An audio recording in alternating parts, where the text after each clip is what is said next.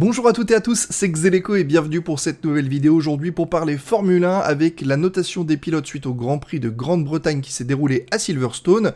On va bien évidemment noter les qualifications et la course, mais je reviendrai un petit peu à l'ancien format. On va d'abord noter toutes les qualifications, puis tous les pilotes en fonction de la course. Je sais que j'ai alterné un petit peu avec les écuries, mais je suis un petit peu moins à l'aise, même si c'est mieux pour la comparaison. Voilà, on va revenir à ce système-là. Dites-moi ce que vous préférez dans les commentaires. Bien évidemment, on ne notera pas George Russell, Guan Yu Zhou et Alexander Albon pour la course, parce qu'avec les crashs de début, ils n'ont pas vraiment pu rouler convenablement. Et on ne notera pas aussi les performances d'Esteban Ocon, puisqu'il avait une perte de puissance en Q2, donc il pouvait rien faire, hormis être dernier de la Q2, loin derrière tout le monde. Malheureusement, c'est comme ça.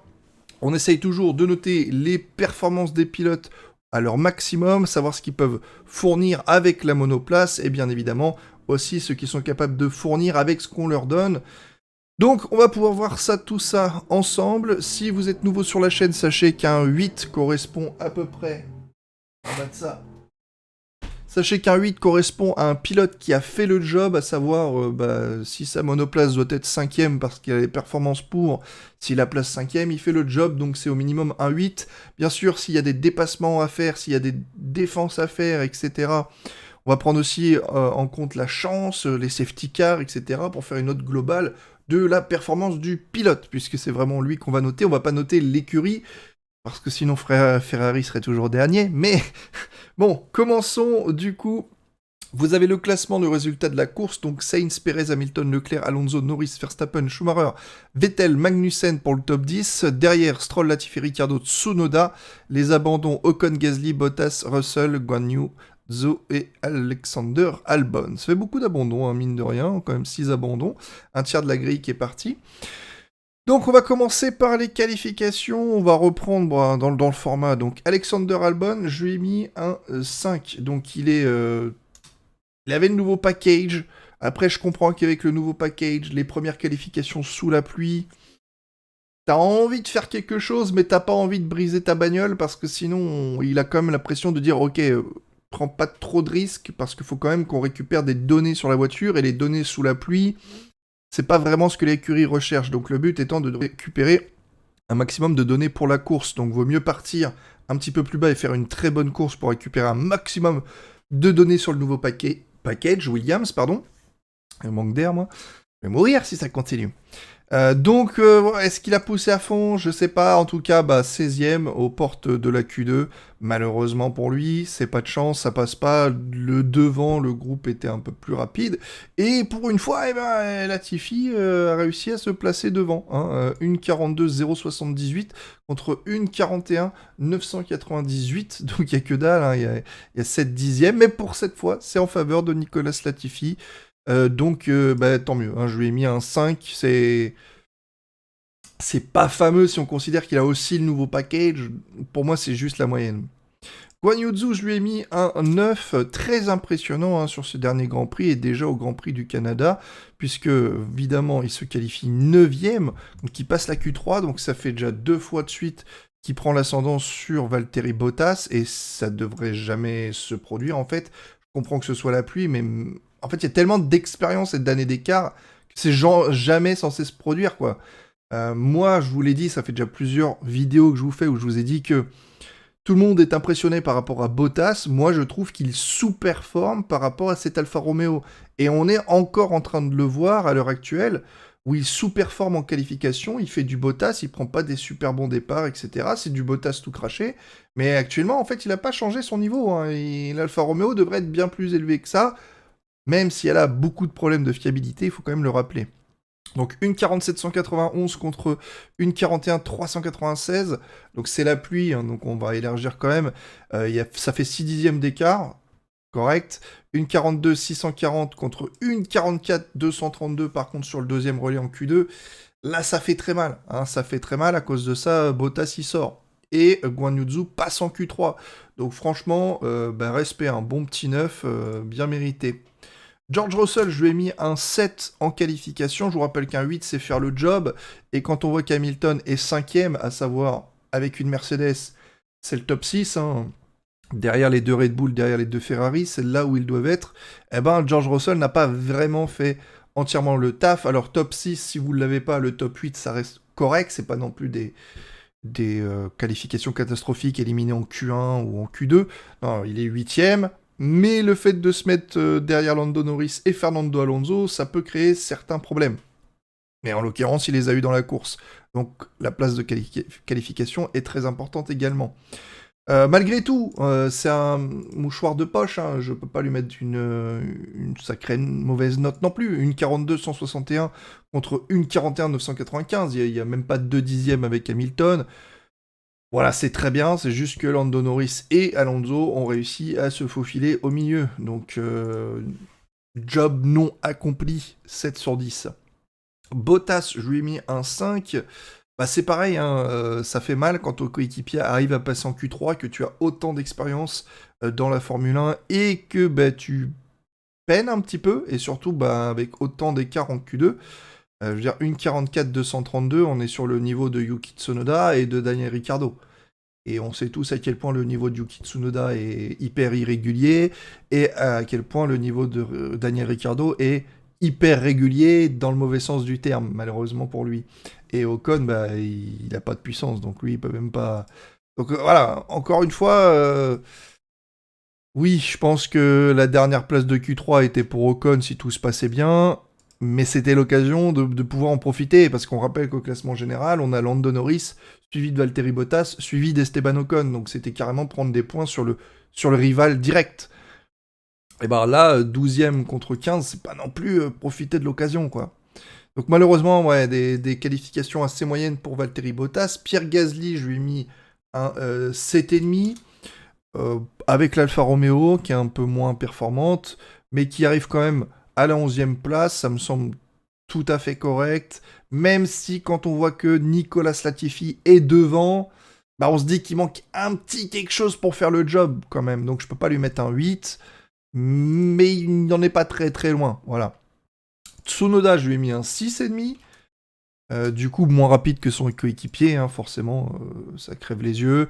Une 44-311, une 43-702, donc 6 dixièmes, ça reste correct sous la pluie, c'est pas non plus la mort, mais voilà, c'est deux places derrière, donc c'est un petit peu moins bien. Daniel Ricciardo, je lui ai mis un 4, et là la comparaison avec le coéquipier fait encore plus mal. On sait que Lando Norris décroche un top 6, et lui, il décroche un top 14. Waouh! Et là, on parle pas de rugby, hein, ça fait très très mal. C'est pire que 2 fois moins bon, hein. Il aurait été 12ème, c'est 2 fois moins bon, mais là, 14ème, c'est encore pire, quoi. C'est vraiment... On est au point que le seul qui s'est classé derrière Daniel Ricciardo en Q2, c'est le seul pilote qui a eu un problème, qui pouvait même à peine se qualifier, en fait. Donc, ouais, finir derrière Tsunoda et les AlphaTauri, à la limite, tu dirais, si vous êtes au même niveau, ok. Mais là, Lando Norris claque un 1,41, 821, et là, on est 3 secondes plus lent, 2 secondes 5. Ah, ça pique un peu, hein, donc pour moi, ça fait pas la moyenne.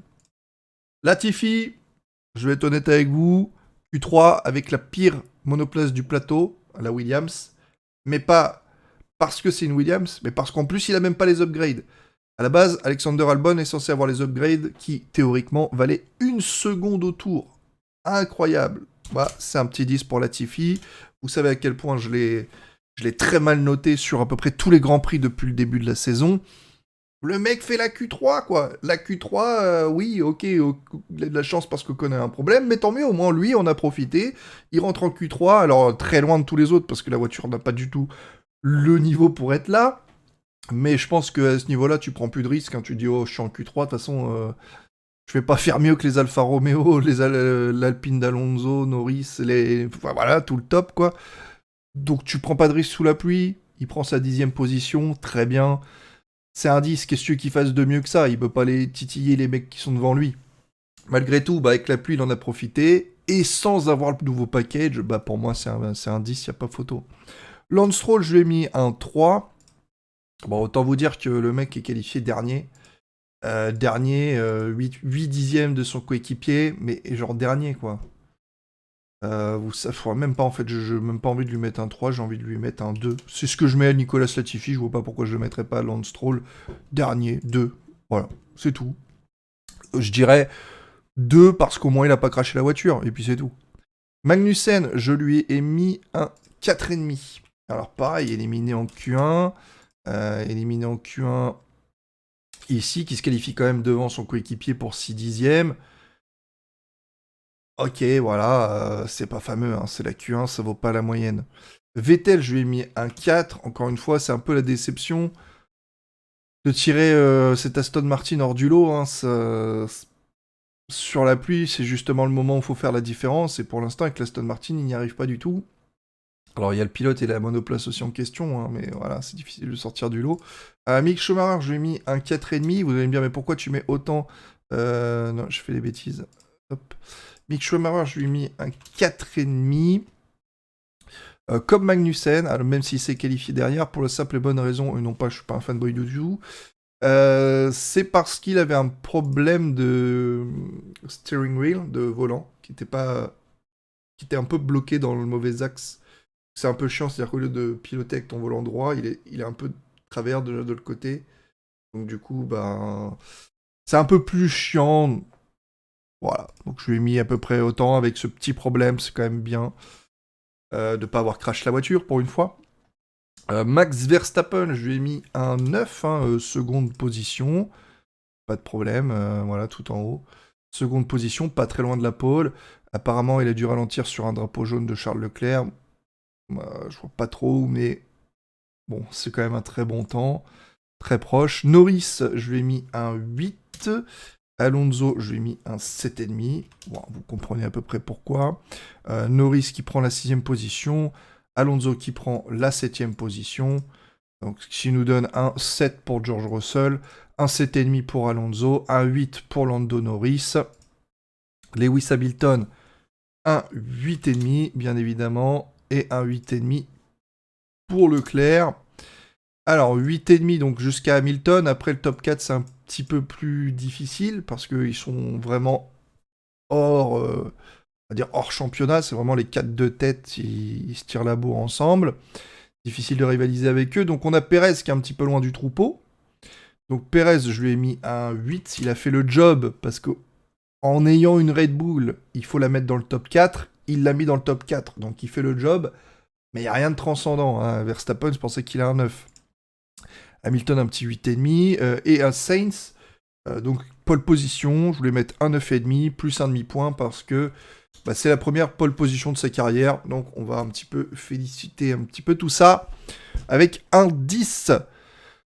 Voilà pour Carlos Sainz. Donc on a les notes des qualifications, ce qui nous donne, si on classe vite fait, Sainz et Latifi, donc un qui prend la pole position, un qui fait la Q3, Verstappen, Guan Yu, Hamilton, Leclerc qui font le taf, Perez, Norris, Alonso, aucun problème là-dessus également. Alonso il a un petit peu moins que le 8 parce que son écurie a dit que malheureusement, la petite erreur sur la gestion, on va dire, de son dernier tour, qui fait que il avait plus de batterie. Donc c'est un peu dommage. Il aurait fallu relever le pied un petit peu. Et il avait le moyen d'être un petit peu plus haut sur la grille. Donc voilà, du coup, il n'a pas fait le job. S'il pouvait être un peu plus haut sur la grille, je pense qu'il pouvait au moins prendre la position de Norris. Et s'il prenait la position sur Norris, il y avait de grandes chances qu'il prenne aussi la position sur Hamilton. Il y avait un dixième. Donc ouais, il aurait pu partir sur un top 5. Mais bon, ça reste une très bonne qualification. De toute façon, dès que c'est supérieur à 7, c'est excellent. Hein. On va commencer pour la course maintenant. Donc Bottas, je lui ai mis un 5 en fait, parce que c'était assez fade. C'est resté derrière Ocon la plupart du temps. Même derrière Latifi, ça a bloqué pas mal. C'était pas fameux, quoi. C'était pas très incisif avec une voiture qui est largement capable du top 10. Je vais pas dire c'est mauvais, mais c'était pas bon non plus, quoi. Donc pour moi, la moyenne, je peux pas faire mieux. Gasly, je lui ai mis un 6,5. Il a fait un bon départ. Il a réussi à dépasser Latifi sur le deuxième restart. Il dépasse même Alonso. Donc c'était bien. Après, ça manque de rythme. Et puis, le problème, c'est qu'on montre pas tout, mais il y a l'échange avec Tsunoda, où Tsunoda, un petit peu, lui fait l'extérieur sur Stowe. Et honnêtement, sur l'avant-dernier virage, avant d'arriver à la chicane, il le sort de la piste, quoi. Donc, c'est pas genre, waouh, Tsunoda, il a été impatient, il a fait une erreur, il a tapé dans Gasly. C'est que Gasly l'a bien mis dans le mental pour le faire. C'est-à-dire que vraiment, ils arrivaient tous les deux dans le virage. Et voilà, tu sors ton coéquipier de la piste, c'est déjà pas cool, sauf qu'on l'a nullement montré à la caméra. Après, ils passent la chicane, ils entament le premier tour, virage 1, virage 2 sur la gauche, et là, ça arrive au virage 3, où Tsunoda se sent pousser des ailes, peut-être trop revanchard à cause de ça. Il fait une grosse erreur de pilotage. Et on arrive du coup, je lui ai mis un 1 aussi à Tsunoda. Erreur de pilotage, erreur d'impatience. On peut plus dire une erreur de rookie maintenant. Mais non seulement il prend le virage un peu trop rapide, il spin en tapant Gasly, il spin et c'est ton partenaire. Donc tu fous les deux voitures qui roulaient dans les points, pour être honnête. Donc tu avais un potentiel double point pour AlphaTauri et en fait un pilote sort tout ça, quoi. Donc c'est pas cool du tout. C'est pas cool du tout. Donc honnêtement, mauvaise note pour Tsunoda. En plus, ça fait des dégâts. Je peux pas lui mettre moins qu'1 parce qu'il a fini la course et c'est juste pour ça qu'il a un 1. Mais honnêtement, je peux pas mettre plus que 1. Je peux pas mettre moins qu'1. S'il avait fait en sorte que les deux aient abandonné, j'aurais mis 0 direct. Mais là, bon, c'est moche. C'est très très moche. Esteban Ocon, je lui ai mis un 8,5. Alors, au niveau de sa course, oh là là, c'est les montagnes russes ce week-end avec lui. Donc, déjà, essai numéro 2, Alpine l'arrête, donc, parce qu'il y a une suspicion de fissure dans les sidepods, pour pas que ça explose comme ça a explosé à Bahreïn quand Ocon avait roulé, quand ça a explosé avec Alonso aussi. Non, Alonso c'était une touche, mais quand ça avait explosé à Bahreïn au début. Donc voilà, suspicion de fissure, donc il a pas fait les longs relais. Donc déjà c'est un peu moins bien pour se mettre dans l'ambiance.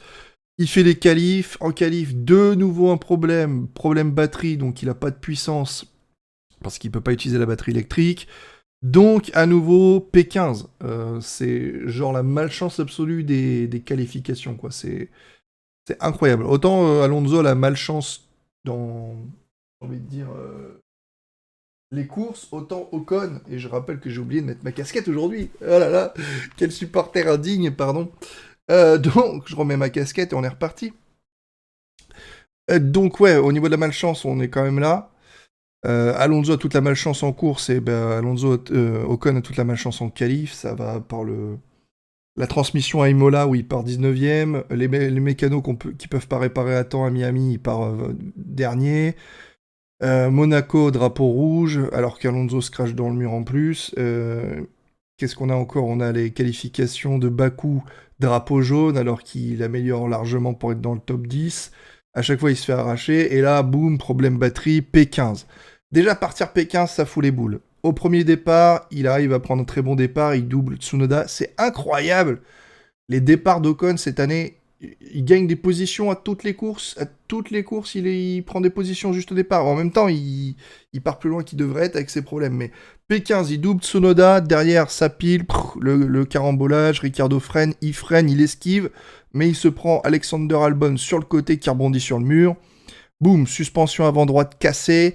Malgré tout, il ramène la monoplace au garage. Les mecs ont le temps de le réparer sous le drapeau rouge. Donc là, t'imagines mentalement. Tu peux pas faire tes essais de relais en libre 2. En qualif, ta bagnole, elle est pas au point. Là, tu te fais cracher dedans, faut que tes mécanos y repèrent. Malgré tout, il retourne sur la grille. Voilà le mental d'acier. Et au deuxième redépart, il dépasse Ricardo au virage 3 à l'extérieur. Il dépasse Bottas à l'intérieur au virage 4 enchaîné. Le tour d'après, il dépasse Latifi. Waouh, il se retrouve derrière les deux AlphaTauri qui, plus tard dans la course, s'éliminent. Au final, il est derrière Alonso. On l'arrête au stand. L'arrêt au stand, il est moisi. Il ressort derrière Latifi, parce que je crois que c'est 4 secondes et des 8, l'arrêt au stand, un truc comme ça. Donc il ressort derrière Latifi avec une erreur sur l'avant droit du pneu. Rebelote, faut redépasser Latifi. Enfin, c'est le bazar, quoi. Là, tu te dis, c'est la misère. Il redépasse Latifi, il dépasse Verstappen qui a un problème. Il est derrière Alonso. Vettel doit encore s'arrêter, théoriquement. Ouah, 7ème position. Alors, le mec est passé dans toutes les émotions possibles. Il a fait le taf, tu peux pas dire qu'est-ce qu'il peut faire de plus. Il peut rien faire de plus. Donc, pour moi, il a fait le job, même plus que le job, parce que mentalement, il faut les rester concentrés, sans sortir de là en mode je m'énerve parce qu'on m'a craché dedans, je m'énerve parce que j'ai pas de chance. Voilà, il faut les rester focus. Il est resté focus. Donc c'est un bon 8,5 bien mérité, limite 9 quoi. Daniel Ricciardo, je lui ai mis un 3. Oh, il était nulle part Ricciardo. Déjà, une seconde plus lent que Norris en termes de rythme pur sur le même pneu. Hein, c'est important de dire sur le même pneu parce qu'il y a des gens qui font des comparaisons sur le rythme d'Alonso et d'Ocon. Et moi, en tant que supporter alpine, je grince des dents. Parce que quand ils te disent, ah, t'as vu, Ricardo, il est une seconde plus lent que Norris. Sur le même pneu, ok, tu peux comparer. Mais après, quand on te dit, oh, t'as vu, Ocon, il est 0,7, enfin 7 dixièmes plus lent que Alonso, c'est-à-dire, et il y en a un qui est en pneu soft, hein, et il y en a un autre, il est en pneu médium, donc ça dure pas autant de temps.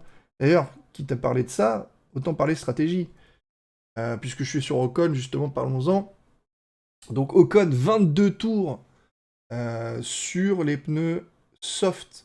Donc c'est simple, hein, c'est le pilote qui a fait le plus de tours sur ce composé. Honnêtement, honnêtement c'est pas mal. Déjà quand tu vois que Gasly 16, Tsunoda 18, on a Latifi 19, il a fait plus de tours que Ricciardo sur ses médiums, qui a fait 20 tours, il a fait autant de tours que Magnussen, plus de tours que Schumacher, bref, 22 tours sur des softs. Faut savoir que les softs, c'est des pneus de performance, donc tu fais 5-6 tours super rapides. Après, t'as le rythme des médiums. Et après 10 tours, c'est le vide intersidéral. Je veux dire, tu perds une seconde au tour, il n'y a pas moyen. Donc forcément que si tu compares Alonso qui a des pneus qui sont faits pour durer beaucoup plus longtemps, la performance, c'est pas comparable. Comparer sur le même composé, sinon ça te sert à rien du tout. Ou alors sur des composés sur différents relais, mais globalement sur la course entière. Et bon, bref.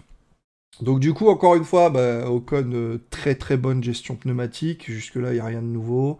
Ricardo, encore une fois, on peut le voir, il était nulle part, que ce soit en médium, après en hard, ou lui remet des softs, ça va pas, on le repeat sous la safety car.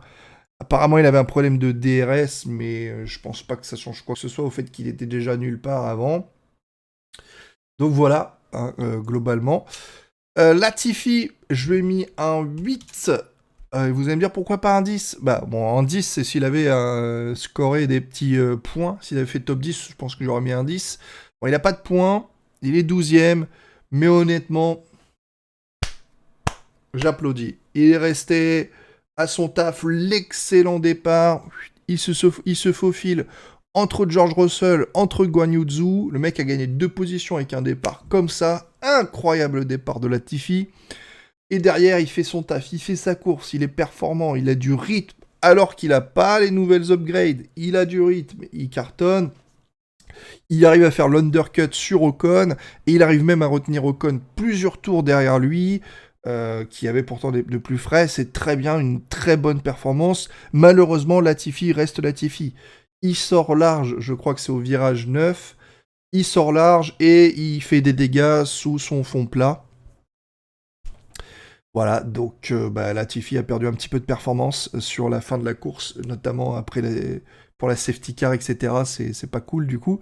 Donc il y avait peut-être moyen d'accrocher un peu mieux peut-être à la fin.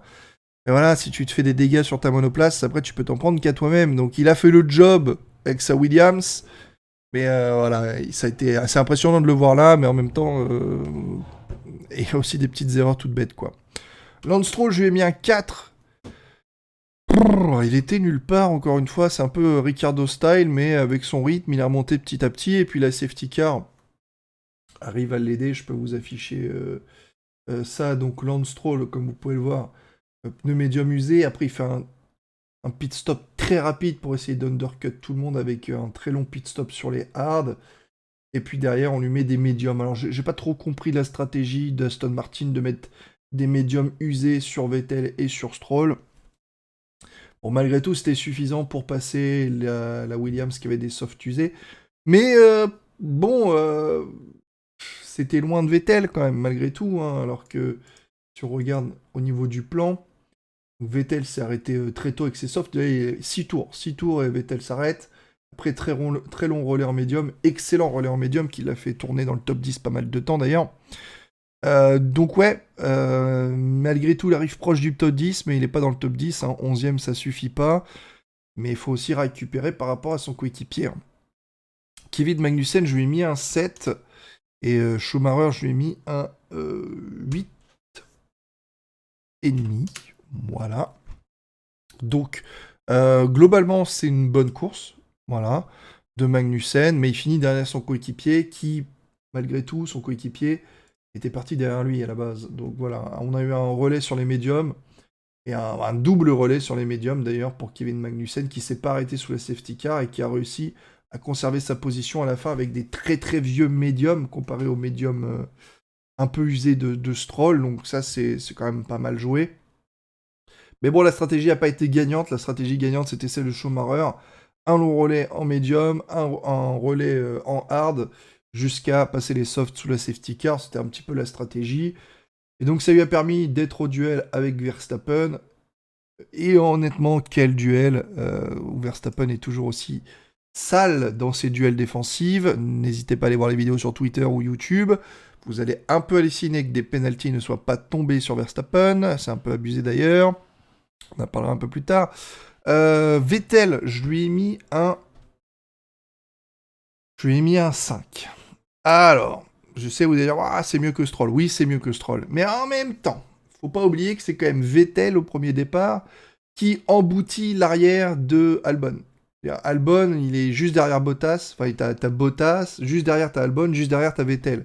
Donc Bottas freine parce que devant lui, Russell, il part sur Guan Yu Zhou, il freine, Albon freine, et là Vettel, il emboutit Albon et il envoie Albon dans le mur. Donc oui, Vettel a fait une bonne course. Il a fait une bonne course à partir du tour 2. Il a fait une bonne course à partir du tour 2 jusqu'à la fin de la course. Honnêtement, sa course est très bonne. En tour normal, je lui mets un 8 sans problème, un 8,5, même il finit dans les points, il ramène des points. Mais il faut quand même pas oublier qu'il a ramené l'arrière d'une Williams, qu'il l'a envoyé dans le mur, qu'en l'envoyant dans le mur, ça a envoyé Albon dans Ocon. Enfin, il a quand même créé un accident aussi à lui. Donc on peut pas lui mettre en mode waouh, super, bravo, très beau Grand Prix si tu défonces d'autres pilotes. En même temps, je peux pas le saquer non plus parce que ça c'est l'erreur du premier tour, mais la suite du Grand Prix, il fait un très bon Grand Prix. Donc dans mon cerveau, je suis en mode oh ouais, mais attends, faut que je le sac quand même pour l'erreur qu'il a fait. Et il faut que je lui mette une très bonne note pour le Grand Prix qu'il a fait. Donc du coup, 5, ça me semble logique, car il a la moyenne. Une erreur, et il se rattrape par la suite, il ramène des points à l'écurie. L'écurie va être contente, mais en termes de formuliste, c'est pas terrible. Verstappen, je lui ai mis un 7,5. Et honnêtement, me connaissant, j'aimerais lui mettre le moins. Bon, deuxième, derrière Sainz, il se fait tasser au début, il arrive à garder sa position, il récupère la position quand Sainz fait une erreur, du coup il est leader. Après il a la crevaison, ça fout tout le bordel au niveau de sa stratégie. Comme vous pouvez voir, il doit s'arrêter au 12e tour pour remettre des médiums, s'arrêter de nouveau au 23e tour pour mettre des hards. C'est un petit peu le bazar, il essaye de défendre, et ça suffit pas. Et surtout en fin de Grand Prix, allez voir les vidéos Mick Schumacher versus Verstappen. Il doit y avoir au moins 2 pénalités de 5 secondes qui doivent lui être données. L'un où il sort complètement Mick Schumacher. Genre, il y a... En fait, si on était l'année dernière, c'est un peu le cas Hamilton-Ocon. Hamilton-Ocon à Monaco, je veux dire, Ocon ferme un peu la porte, Hamilton il est un peu à moitié là, mais pas vraiment là au freinage. Et du coup, ça aurait été l'année dernière, on aurait dit, bon, bah, incident de course, tant pis, les deux pilotes ont fait de la merde, et puis c'est pas passé, il y en a un qui pouvait prétendre avoir le virage, et l'autre qui pouvait prétendre avoir un peu de place, parce qu'il était quand même là. Hop, incident de course, on passe à la suite. Et quitte à avoir un problème, genre Hamilton qui tape dans Ocon, c'est Hamilton qui aurait eu également une pénalité. Mais cette année, les règles ont changé. C'est-à-dire que vraiment, on a spécifié dans les règles que si une voiture qui attaquait par l'extérieur avait ses pneus avant au niveau des pneus arrière de la voiture, il pouvait prétendre à avoir les places. Et la monoplace qui est à l'intérieur n'a pas le droit de pousser le pilote adverse à l'extérieur. Une place doit être laissée tout le long du mouvement. Et c'est d'ailleurs ce qu'on voit sur l'excellent duel entre Hamilton, Charles Leclerc, un petit peu Pérez, c'est-à-dire qu'on a vraiment des mouvements qui partent, où Hamilton-Leclerc est l'exemple même, où Hamilton arrive comme ça sur l'extérieur de Leclerc, fait un croisé, puis après fait complètement l'extérieur du virage, et là, le Charles Leclerc pourrait très facilement en mode non, j'ouvre le volant, je m'écarte, et je sors Hamilton de la piste, tel Verstappen. Donc Hamilton qui fait tout le tour à l'extérieur du virage parce qu'il a plus de grip, et c'est ça qui fait la différence. Mais à la duel sur la puissance de la ligne droite, Charles Leclerc revient, il fait l'extérieur, il enchaîne là où il y a eu l'accident entre Verstappen et Hamilton, il dépasse Hamilton, aucun problème. Waouh, ça c'était de la course, parce qu'à chaque fois, au niveau des lignes de course, il y a toujours un pilote à l'intérieur et un pilote à l'extérieur. Le pilote à l'intérieur laisse la place à l'extérieur, le pilote à l'extérieur ne force pas le pilote à l'intérieur, genre pour le faire freiner. Si vous regardez les on-board de Mick Schumacher, on est carrément, Mick Schumacher, il a 80-90% de sa monoplace à côté, les deux arrivent dans le virage, et Verstappen, encore aujourd'hui, est dans son délire. Tu freines ou on se crache, en fait, c'est ça. Et donc la plupart des pilotes freinent, jusqu'à un jour où ça va lui faire très mal, bah, c'est le jour où Hamilton n'a pas freiné.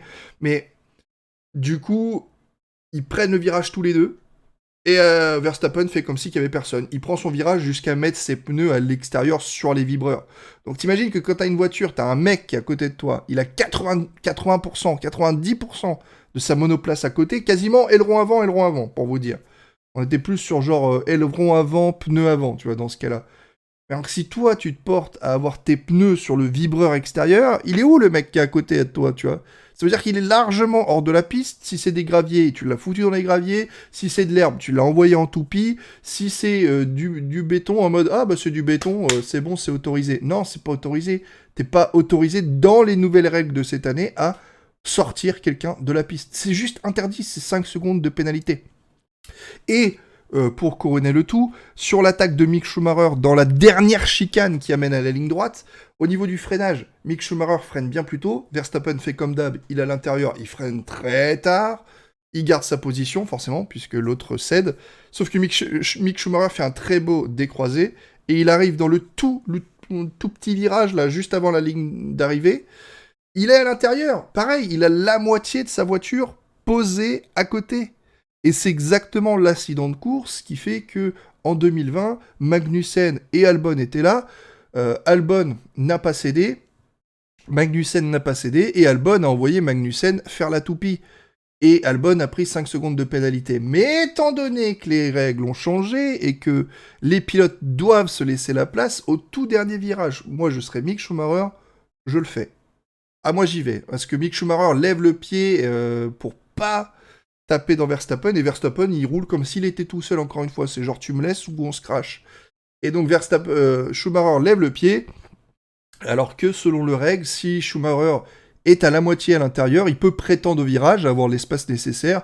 Or, si Verstappen coupe pour prendre le vibreur, s'il y a un accrochage, c'est un petit peu l'antécédent Hamilton-Ocon. Hein, et ils ont dit que c'était le pilote qui était à l'extérieur, qui n'a pas laissé la place à l'intérieur, qui prenait la pénalité. Donc ça aurait été marrant, c'était que Mick Schumacher sorte Verstappen de la piste, que Verstappen sorte du top 10, et qu'en plus ils prennent 5 secondes de pénalité. Parce que au bout d'un moment, faut arrêter les mouvements comme ça. On a eu le même mouvement de Perez sur Hamilton, où Hamilton fait l'extérieur et Perez, il fait l'intérieur. C'est propre.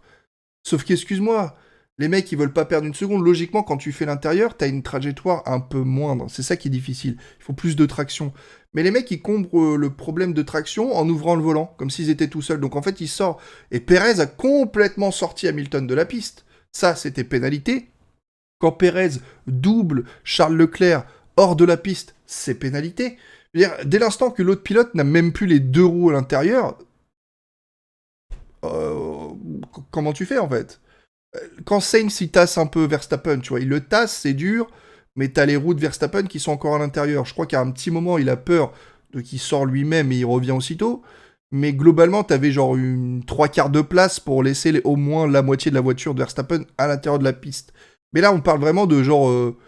comme si Sainz lui-même avait sorti sa monoplace pour mettre lui-même ses pneus à l'extérieur de la ligne blanche. On est vraiment dans ce cas de figure. Si Sainz avait sorti ses pneus à l'extérieur de la ligne blanche et donc complètement sorti Verstappen, croyez-moi qu'on en parlerait, on entendrait parler sur les réseaux sociaux en mode c'est interdit, il a pas le droit, il a carrément poussé Verstappen en dehors du truc. Donc c'est... Non, quoi. Il va falloir qu'ils prennent des décisions parce que les gens veulent des batailles, ils veulent ouais, mais ça c'est de la course dure. Non, c'est pas de la course dure, c'est pas de la course en fait.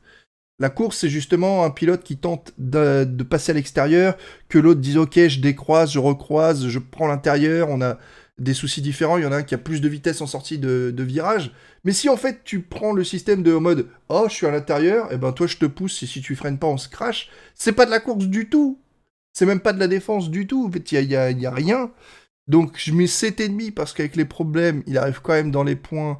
Mais pour moi, il fait pas le taf et une conduite hyper agressive pour rien qui devrait être pénalisé. Je peux pas mettre plus, mais bon.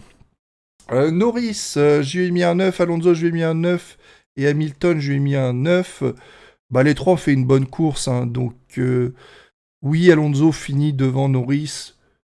Merci la safety car. Je sais pas ce que McLaren a glandé. Il y a la safety car, tout le monde s'arrête pour mettre des softs et McLaren décide de ne pas arrêter Norris pour mettre des softs pour la position. Honnêtement, des softs contre des hard, quoi. La position, elle se récupère pas trop difficilement, surtout quand t'as un run de safety car, quoi. Donc il l'arrête le tour d'après, trop tard, Alonso a undercut Norris. Donc moi je suis content, en tant qu'Alpine, on marque plus de points que McLaren, mais honnêtement c'est dommage pour McLaren. Norris démérite pas, il a fait toute la course devant Alonso, en termes de strat c'était la même, Alonso a tenté l'undercut au tour 33, il n'a pas réussi. Norris était resté devant, donc il a fait toute la course devant Alonso, malheureusement la safety car le classe derrière Alonso, tant mieux pour nous, mais voilà, les deux pilotes ont fait une très bonne course, c'est pas de problème. Aucun souci là-dessus. Hamilton, pareil, hein, il a fait sa course du début de A à Z, les petites batailles à la fin avec Perez, etc. Au final, bon, devant, c'était un petit peu trop rapide. Charles Leclerc, je lui ai mis un 7,5. Alors, un 7,5. Il va dire, t'es malade, il a été carrément plus rapide que Sainz. Et je serais d'accord avec vous. Vous allez me dire oui, mais il avait une voiture endommagée, donc c'est encore plus impressionnant. Et là, je suis encore d'accord avec vous. Mais il faut pas oublier que c'est quand même lui qui rentre dans Perez. Enfin, je veux dire, l'erreur, elle est quand même, c'est quand même son erreur. C'est-à-dire, il pouvait, il a tenté là, il touche Perez, il perd un bout de son aileron avant. C'est une erreur de pilotage, tu vois. Donc son Grand Prix aurait pu être meilleur s'il n'avait pas eu cette erreur-là et s'il n'avait pas perdu la position sur Perez directement à la base en même temps.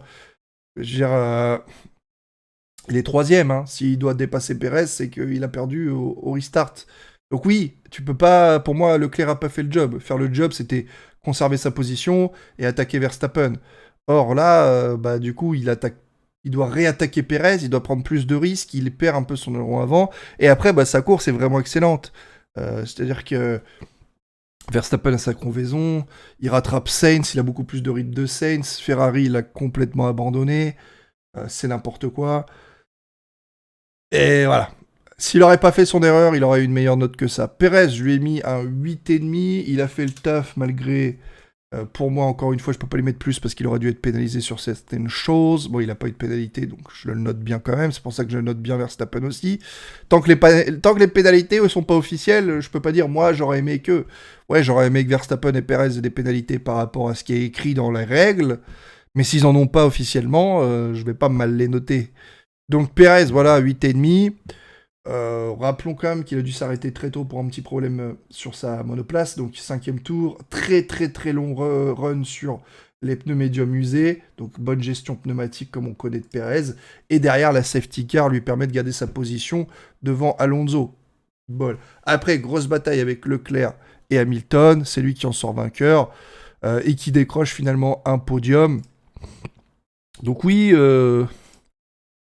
Ah, c'est une bonne course, hein, mais encore une fois, avec la défense et tout, un peu trop musclé. Ouais, on va rester un petit peu en retrait. Et pour finir, Carlos Sainz, le vainqueur du Grand Prix, je lui ai mis un 7. Eh oui, vous aviez peur que je mette un 10. Non, non, non. C'est un super mauvais Grand Prix de Carlos Sainz. C'est assez incroyable, hein. C'est même assez incroyable de gagner avec un aussi mauvais Grand Prix. Autant tu peux dire, c'est quoi le dernier, bah c'est Ocon, je crois, pour la dernière victoire farfelue. Autant la dernière victoire farfelue d'Ocon, t'élimines tout le top 6, et après Ocon, il fait sa course avec Vettel au cul, qui a une voiture un peu plus rapide. Mais le mec commet aucune erreur sur 65 tours, aucune erreur, il gère tout son rythme, etc. Et c'est la Hongrie, donc ça lui permet de retenir une voiture plus rapide derrière, on est d'accord avec ça. Mais voilà, il n'y a pas d'erreur, la course est irréprochable, et les circonstances de course l'amènent à avoir une victoire, parce qu'il a fait une bonne course avec tout ce qu'il a eu, grâce à sa très bonne qualification, etc. Il s'est retrouvé dans cette position. Mais alors, on va parler de Sainz. Pole position, rien à dire, je lui ai mis un 10. Maintenant, imaginez tout ce qu'il faut pour que Sainz gagne un Grand Prix. Il a la voiture la plus rapide. C'est celle qui a fait la pole position, je suis désolé. Donc, voiture la plus rapide pour qu'il gagne un Grand Prix. Déjà, c'est quand même une sacrée bonne condition. Partir en pole position, ok. Garder la tête au début de la course, il a réussi avec un moins bon départ de Verstappen, mais il le tasse, du coup il garde sa position, à la limite ça passe. Mais derrière, il fait une erreur de pilotage personnel, donc il sort du virage, il sort de la piste, il revient avec des pneus sales, et donc il offre carrément la tête du Grand Prix à Verstappen, et honnêtement, on va être honnête, si Verstappen il a pas de problème, il remporte le Grand Prix. Sainz n'aurait jamais réussi à attaquer Verstappen, et pire, il aurait été encore une fois sous la pression de Leclerc. Donc pendant que Sainz et Leclerc se chamaillaient en mode non, je refuse les ordres, allez s'il vous plaît, laissez-le passer, tant qu'il se serait chamaillé, Verstappen il serait parti, on l'aurait jamais revu, donc il aurait donné la victoire à Red Bull à cause de son erreur de pilotage. Malgré tout, il fait une erreur de pilotage, mais il a la chance que Perez doit aller au stand, donc il part dernier. Il a la chance que Verstappen fasse une crevaison et que du coup il perd complètement la performance de... Enfin une crevaison. Une crevaison, un petit problème à l'arrière de sa voiture qui donc perd la performance sur le débris qu'il a roulé. Merci, t'imagines ça. Après, il est en position de course, donc il récupère la tête de la course, mais t'as son coéquipier qui est plus rapide que lui, avec une voiture endommagée. Enfin, t'imagines mentalement ce qu'il faut quand même, le délire. Donc son coéquipier, il est derrière lui, il est plus rapide, il a une voiture endommagée. Il faut que l'écurie lui dise « Oh, faut que t'accélères le rythme, sinon on échange les positions. » Ils ont carrément détruit la stratégie de Leclerc. Enfin, je veux dire, déjà là, quand t'es Ferrari, que tu veux mettre un maximum de points au compteur, tu dis « Ok, j'ai une voiture qui est plus rapide malgré qu'elle soit endommagée. » Tu le mets devant, roule. Si t'es rapide, roule, quoi, en fait, tu vois. Malgré tout, c'est pas le cas. Sainz refuse les ordres, etc. Mais au bout d'un moment, il laisse passer Leclerc. Leclerc, en 8 tours, il a mis 4 secondes 5 d'écart avec Sainz. Il n'a pas de voiture endommagée, je le rappelle. Impressionnant le rythme de Leclerc. Pour Sainz, t'imagines, waouh, moralement, c'est pas terrible. Alors, ton coéquipier est plus rapide que toi, une demi-seconde par tour avec une voiture endommagée. C'est genre super mauvais, hein, sur le même pneu. Donc, à partir de là, il faut une safety car pour permettre à Sainz de revenir sur Leclerc. Et c'est pas tout, il faut encore une autre condition. Il faut aussi la condition qu'il soit en pneu soft neuf. Je l'en remets. Comme ça, vous allez pouvoir. Il faut que Sainz soit en pneu soft neuf face à Leclerc qui a des pneus hard de 16 tours. Ouais. Imaginez la différence, quoi. Donc, t'imagines la différence de performance qu'ils doivent avoir juste pour prendre le dessus sur Leclerc. C'est carrément mauvais. Alors, il y a des sources qui, là, après coup, justement, ont été révélées. Il y a des sources proches de Ferrari qui ont déclaré que depuis précédant le Grand Prix du Canada, donc un peu avant le Grand Prix du Canada, Ferrari essayait de faire en sorte de couronner vainqueur d'un Grand Prix Carlos Sainz, histoire de, voilà, qu'il gagne, comme ça c'est fait, on lui enlève la pression de la première victoire, etc. Et après, on va tirer plus de performance. Ce qui est raisonnablement très bien de faire ça. Sauf que là, mec, les pilotes de Formule 1, on part du principe que les mecs, c'est des égos surdimensionnés, quoi. C'est des mâles alpha, tu vois. Quand t'as des égos aussi élevés que ça, comment, avec un ego pareil, tu puisses accepter ça? Je veux dire, tu vois, j'ai gagné en Grand Prix. Genre, c'est... Pour moi, c'est avoir aussi peu d'estime de soi-même. Alors oui, l'histoire va se souvenir que Carlos Sainz a gagné, hein, clairement. Mais ceux qui sont présents, ils vont dire, waouh, quand même... c'est vraiment pas terrible, Carlos Sainz. Là pour moi, c'est encore pire. Le fait que Carlos Sainz ait gagné ce week-end, il est descendu dans mon estime. Pour vous dire, je me disais, bon, pilote moyen, moyen plus, pas des bonnes performances, vous avez vu mes notations, mais alors là, incroyable.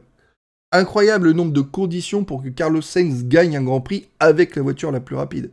Éliminer les Red Bull, éliminer son coéquipier. La stratégie de Ferrari, si vous voulez, on va en parler parce qu'elle a ni queue ni tête déjà.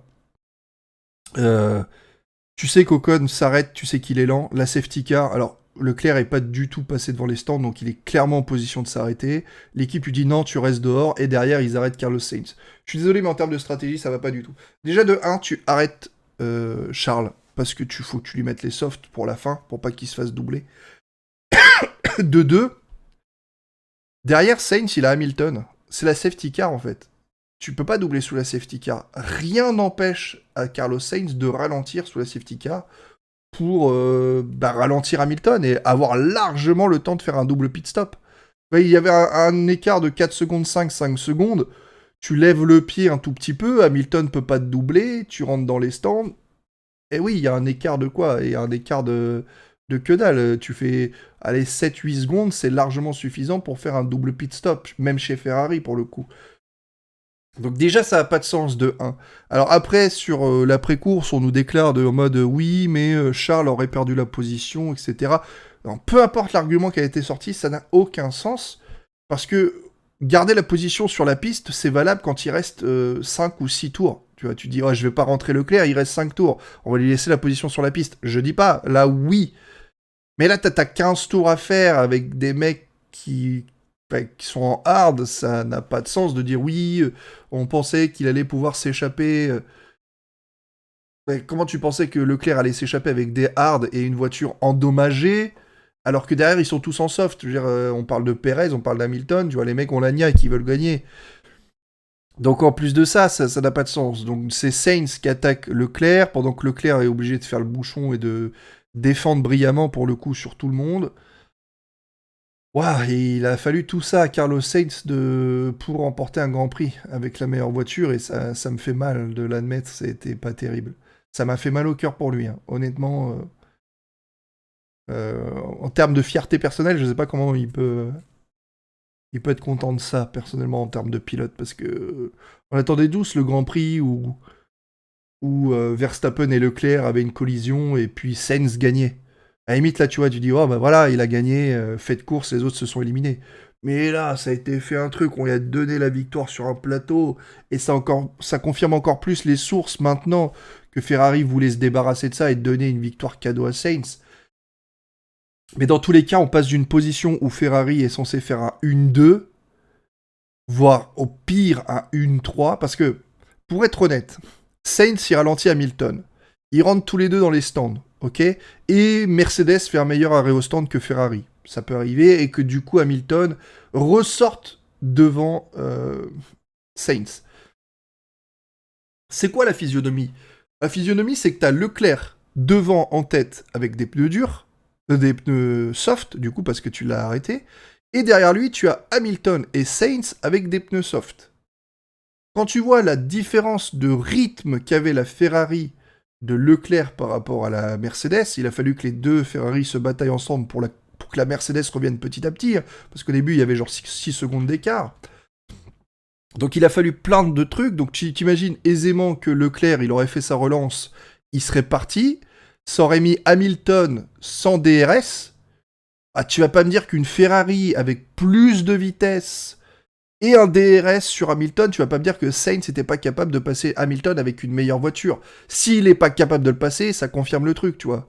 Mais dans le pire des cas, ça faisait Leclerc, Hamilton, Sainz, tu vois. Tu faisais 1-3. une 3 garantie, mais en même temps, je vois pas pourquoi Sainz ne passait pas Hamilton avec une voiture plus rapide. Sans DRS de la part d'Hamilton, si Leclerc s'était échappé.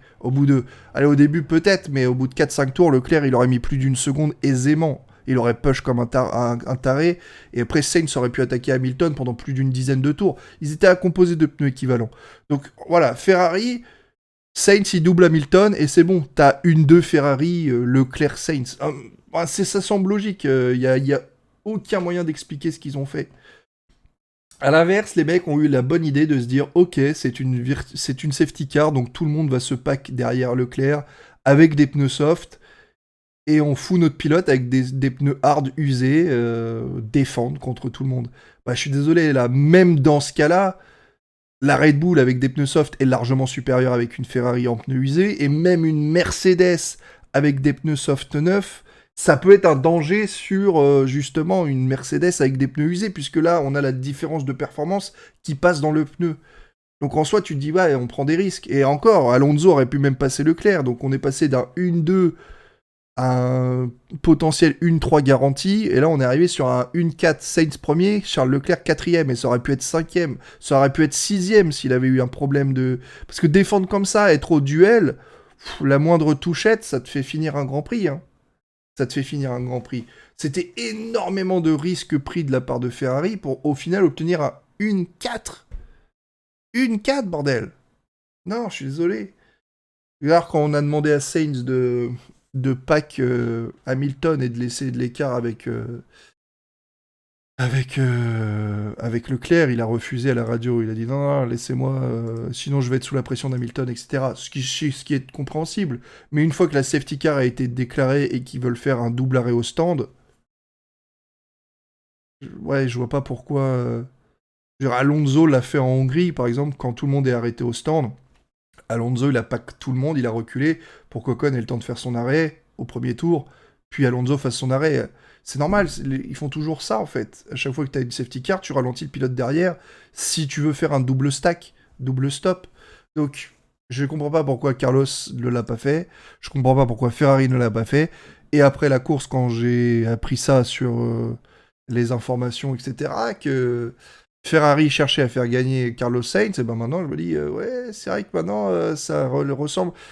C'est la seule raison que je vois pour donner une victoire à un pilote qui a été aussi mauvais. Partir en pole avec la meilleure voiture, faire une erreur personnelle et donner la victoire à Verstappen, avoir la chance que Verstappen crève et qu'il a des dégâts avec son débris, avoir la chance que Perez doive passer au stand et malgré tout être plus lent que son coéquipier avec une voiture endommagée, devoir avoir une safety car pour revenir, avoir une différence de pneumatique pour remporter. Oh bordel, on est à 8 conditions pour que Sainz remporte une victoire. Il est... Ah bah c'est sûr, hein, t'as l'impression qu'il a gagné sa victoire comme Ocon et Gasly ont gagné la leur. Enfin, c'est incroyable. Genre il a fallu 1 million de circonstances et encore. Moi, je trouve pas normal que Sainz ait besoin d'autant de circonstances que Gasly et Ocon, alors qu'il a la meilleure voiture. La seule circonstance qu'il doit avoir au maximum, c'est Leclerc et Verstappen se sont accrochés, il est troisième, il gagne. Voilà, c'est tout. Et là, tu fais, ouais, belle victoire, il a été là pour la prendre au moins, tu vois. Mais c'est tout, c'est la plus grande circonstance que Sainz devrait avoir. Or là, je suis gentil avec un 7, hein, parce que pour moi, là, c'est un mauvais Grand Prix, hein. Heureusement que le résultat est là pour faire monter un peu la note, mais c'est pas foufou, hein. Au niveau des notes du Grand Prix total maintenant, on a Latifi. Latifi, il a fait un super Grand Prix, qu'est-ce que tu veux qu'on dise? Franchement, si Latifi, il aurait fait des Grands Prix comme celui-là depuis le début de la saison, on parlerait même pas d'Oscar Piastri, on serait en train de parler d'Alexander Albon, tu vois. En remplacement Hamilton, qui a fait un très bon Grand Prix, des bonnes qualifs, une bonne course, on ne demande pas plus. Sainz, très bonne qualif, et une course un peu bizarre. Norris, Perez, Alonso, Verstappen, Leclerc, bah, c'est excellent de toute façon, il n'y a rien à dire. Derrière, on a un petit peu moins bien, que ce soit en qualif ou en course. Il faut aligner tout. Donc on a Gasly, Schumacher, Magnussen, Bottas. Vettel, avec l'accrochage maintenant qu'il sort un petit peu et une mauvaise qualification. On attend un petit peu plus de ça. Et après, bon, bah, il y a les pilotes, ceux-là, faut pas compter parce que c'est des notes simples. Tsunoda, Ricciardo qui n'ont pas été bons. Tsunoda avec l'accrochage de Gasly, impardonnable. Ricciardo qui était nulle part. Et Stroll qui était nulle part aussi, mais qui malgré tout finit 11ème. Voilà, parce qu'il y a eu plein d'abandons. Donc ouais, ouais. Voilà, ça fait remonter. Hein. Alonso qui est en ce moment en train d'enchaîner des super grands prix, ça doit faire 3-4 grands prix où sa moyenne est en train de remonter en flèche, ça fait extrêmement plaisir. Euh... Ouais, c'est Ocon qui descend, c'est Alonso qui monte. Il remonte bien. Il remonte très très bien Alonso. Ça fait plaisir. Va falloir, hein, moi en tant que supporter alpine, il n'y a toujours pas eu un seul week-end sans un problème en course, ou un problème au stand, ou un problème en qualification. Soit c'est Alonso, soit c'est Ocon, il y a toujours une merde. On n'a pas eu, je crois que le dernier Grand Prix, et non, même pas, j'allais dire Barcelone. Barcelone, c'était une très bonne course, mais non, il y a eu le problème en qualification avec Alonso qui est ressorti trop tard. Merde, quoi. Mais sinon, c'était à peu près correct. Mais sans ça, voilà, il n'y a pas eu un Grand Prix sans un problème pour un pilote. Donc il va falloir au moins aligner un Grand Prix. On veut que le Grand Prix, je crois que c'est d'Autriche. Alors on veut Alonso 6, Ocon 7 ou vice-versa, on s'en fout. Devant Russell ou Hamilton, on s'en fout, devant une des deux Mercedes. Et on veut qu'ils finissent aux mêmes positions, voire plus haut s'il y a des abandons. Et genre sans problème, avec un super rythme entre les deux, un petit bouchon d'Ocon défensif pour laisser de la marche sur Alonso comme ils font généralement. Et puis roule ma poule, quoi. On donne du temps et c'est parfait. Mais là, voilà. Allez, sur ce, j'espère que cette vidéo vous aura plu. On se retrouvera pour le prochain Grand Prix qui a lieu ce week-end, Grand Prix d'Autriche du coup, avec sans doute l'annonce du partenariat entre Red Bull et Porsche pour 2026. Bref, ciao tout le monde, à la prochaine, portez-vous bien et prenez soin de vous. Bye bye.